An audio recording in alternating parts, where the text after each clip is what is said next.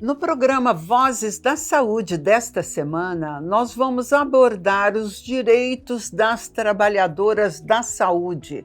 Você sabia que mesmo tendo jornada especial de trabalho, você tem direito a folgar no mínimo 2 domingos no mês? Venha comigo e fique sabendo disto e muito mais.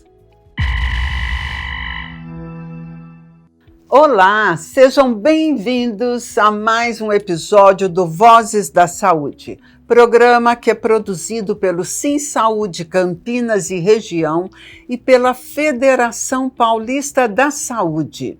Para você que é trabalhador, trabalhadora da área da saúde, mas também para você que se interessa por assuntos ligados a esta área.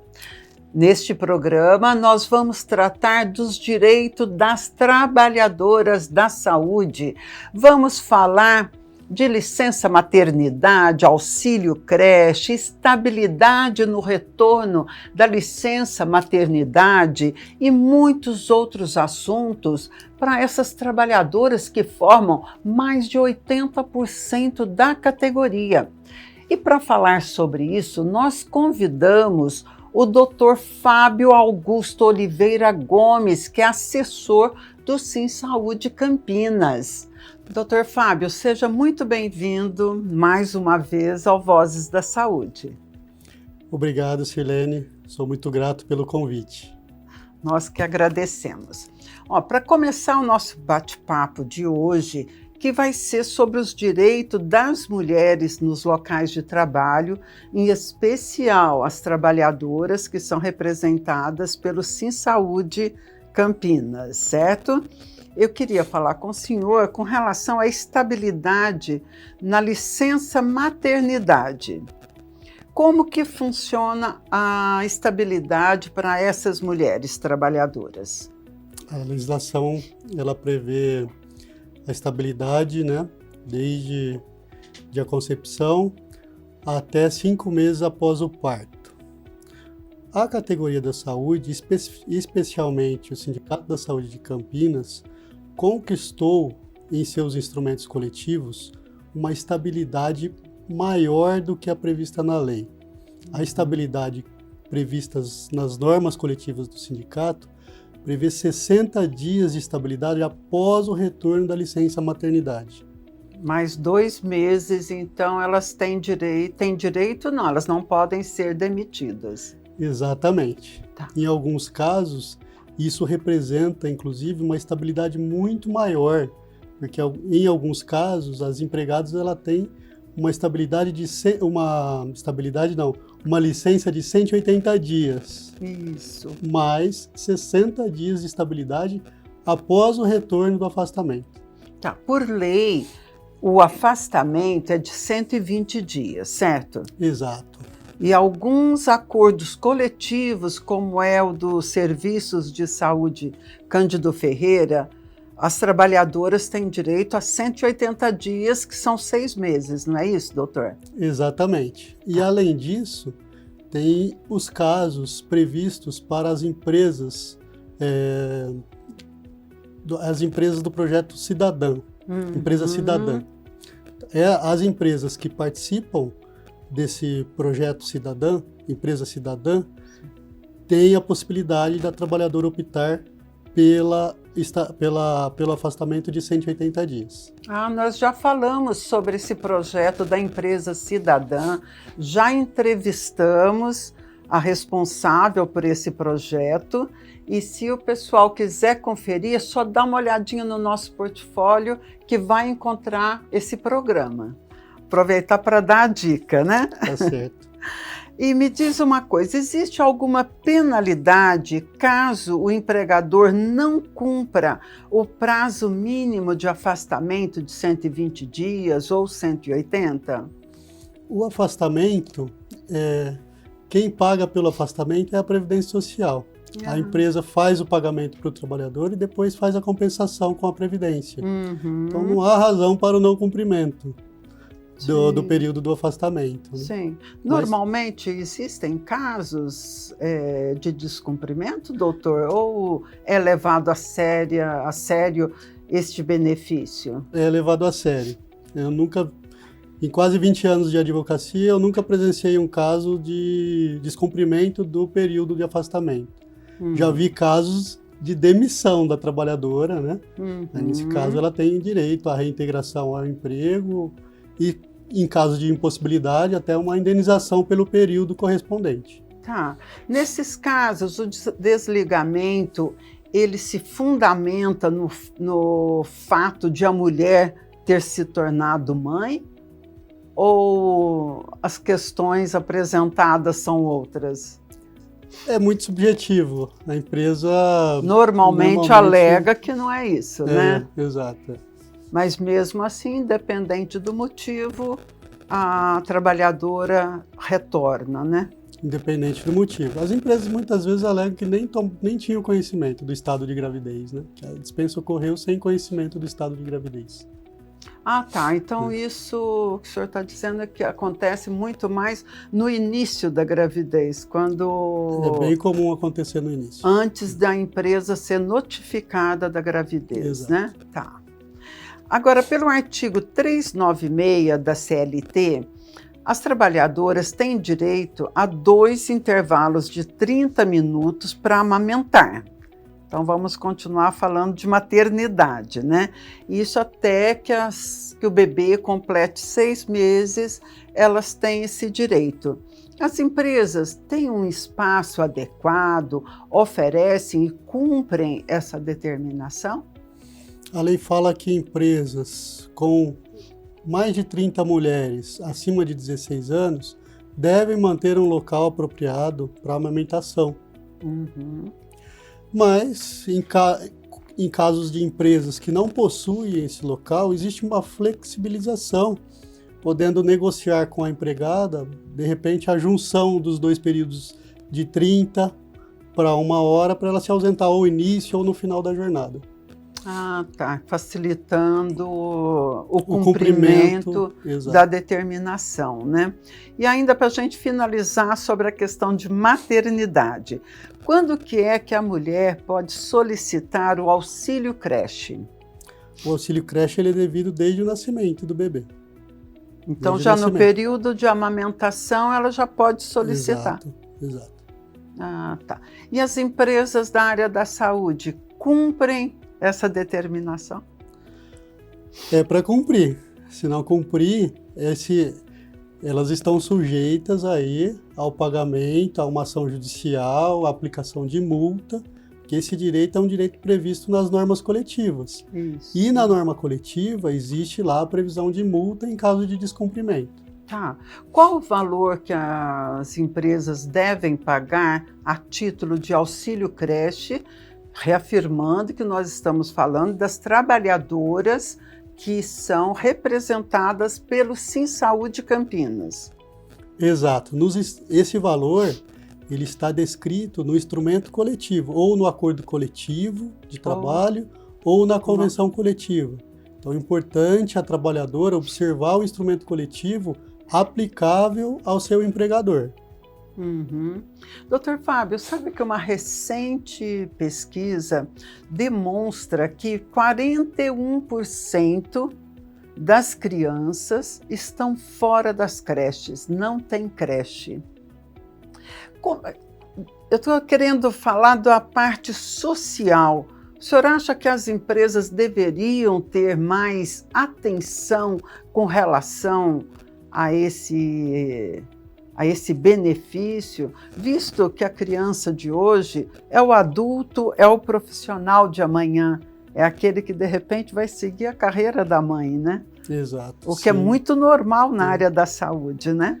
Principalmente as grandes empresas, os grandes hospitais, realmente deveriam se preocupar, né, com o bem-estar dessa mãe, em ter o seu filho em uma boa creche, ter uma boa educação, uma boa alimentação.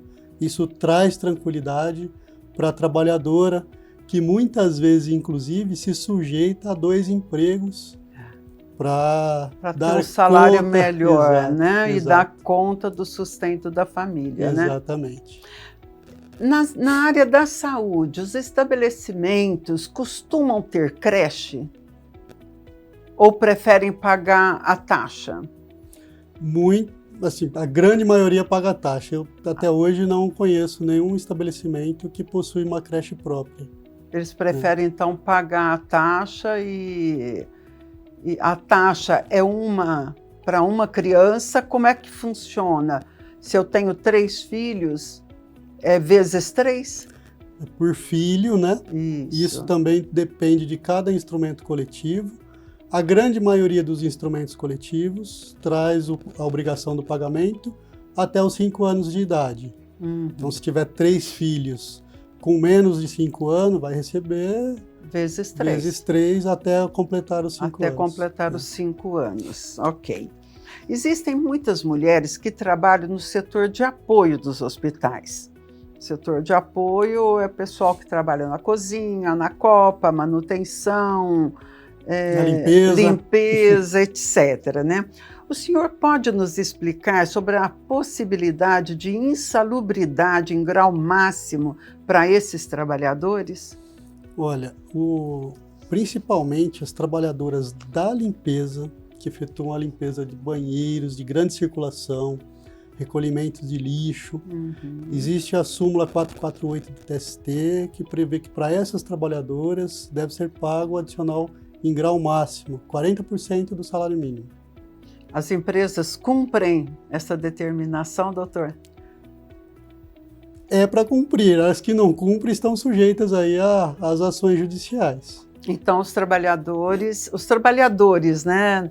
Não é nem somente as trabalhadoras, devem estar atentas se estão recebendo em grau máximo. Exato. E se não estiverem, o que devem fazer? Procurar o sindicato de posse do contra-cheque, do holerite, para a conferência do pagamento desse direito.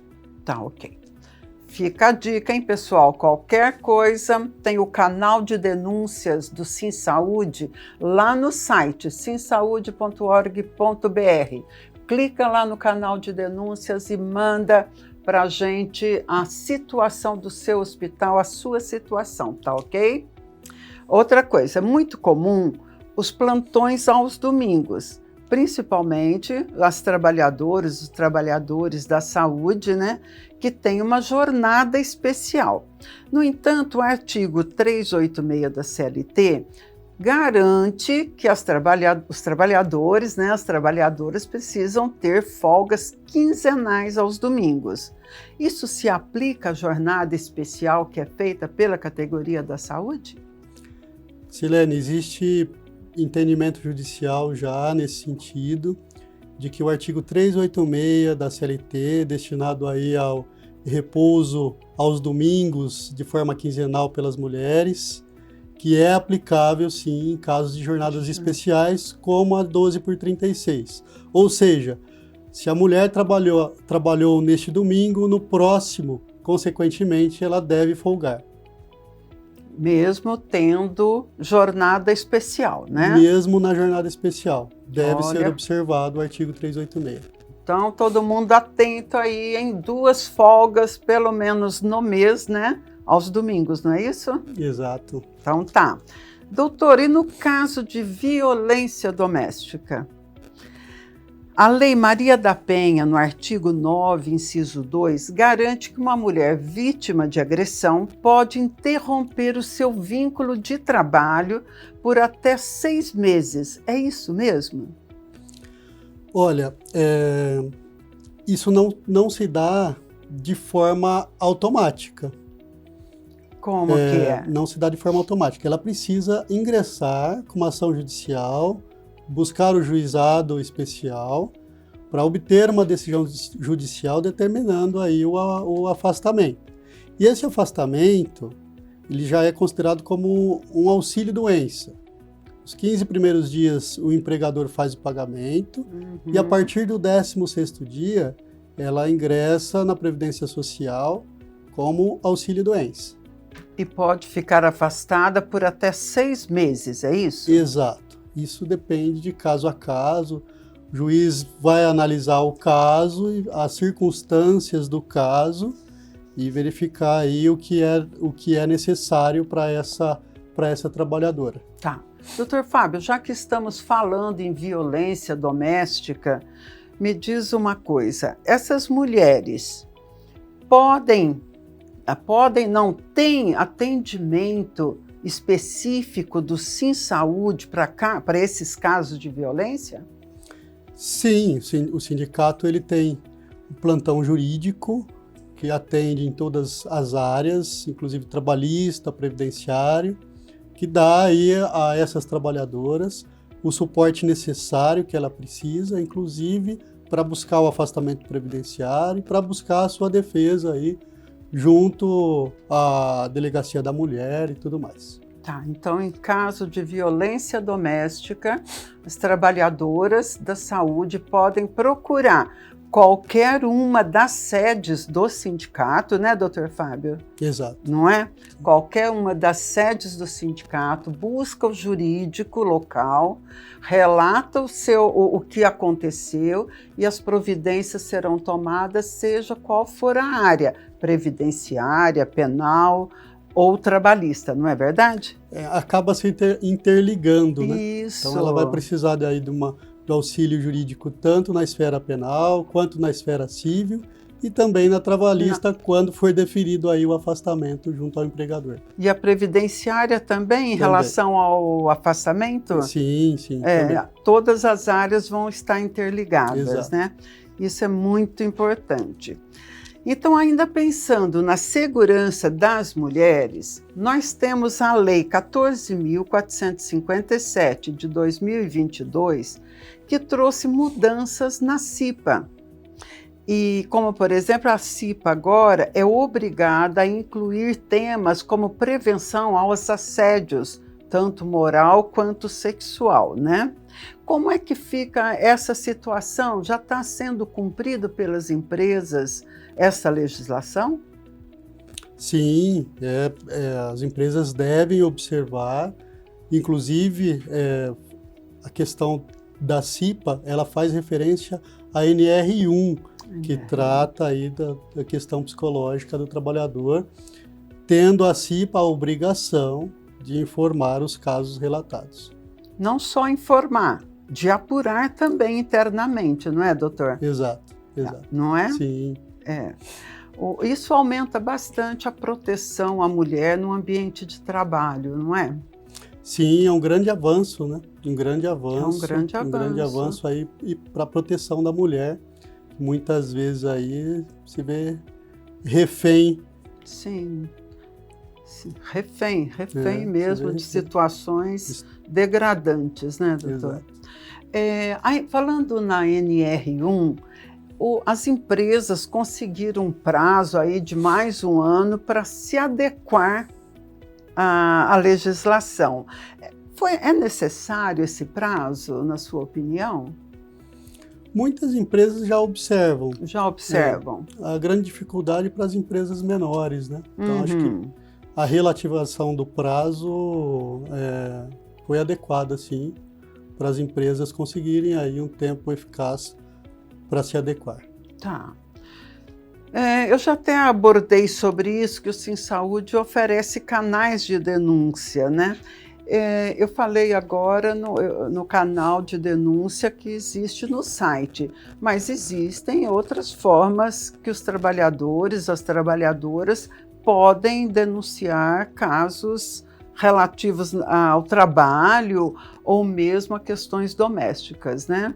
Como é que eles podem fazer isso? Sim, além do site, o SimSaúde oferece o plantão jurídico, em que essas trabalhadoras podem buscar o plantão jurídico. Em casos de violência, de assédio, elas terão a sua identidade preservada, né?